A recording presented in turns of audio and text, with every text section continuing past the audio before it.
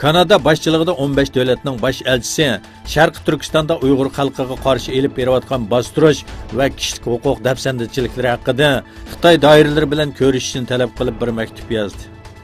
Baş elchilar Sharqiy Turkistondagi atalmış partkom sekretari Chinchangoga bir maktub yo'llab, bu haqda ayblashlar haqida tushuntirish berishini talab qildi. Ko'p davlatning birlikda harakatga o'tishi diqqatni tortmoqda. İyi Partiyaning Türkiye Büyük Millet Meclisi Grupi boshlig'i vakili Lutfi Turkan uzundan buyon ayrıturumda tutib turilayotgan va vatandaşlık berilgan Uyg'urlar haqida hukumatga chaqiriq qildi. Suriyalik, Iroqlik va Afg'onistonlik musofirlarga tamoyildan kirishga qulaylik yaratib berayotgan Turkiyada Sharqiy Turkistonliklarga ayrimchilik qilishi xalqning noroziligini qo'zg'aydigan bir vaqtda İyi Partiyadan Turkan bu masalani parlamentga olib chiqdi. Xitoy kommunistlarining Sharqiy Turkistonda ijro qilayotgan natsist lagerlari Yevropada izchil kun tartibidan o'rinlanmoqda. 9 noyabr Germaniya parlamentida ochilgan yig'inda Sharqiy Turkistondagi vaziyat muzokara qilingandan keyin o'zini oqlash uchun vosita tanlamaydigan Xitoy doiralari ichki ishlarimizga aralashmanglar, bo'lmasa ikki davlatning munosabati buziladi deb tahdid soldi.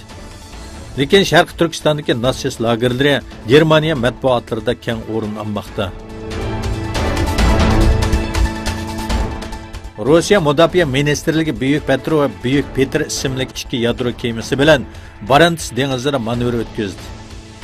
Rossiya Mudofaa Ministrligi Shimoliy pilotga qarashli Buyuk Petro va Buyuk Petr ismli yadro paraxotlarining qatnashishi bilan Norvegiya va Rossiya orasidagi Barents dengizida harbiy manevr o'tkazdi.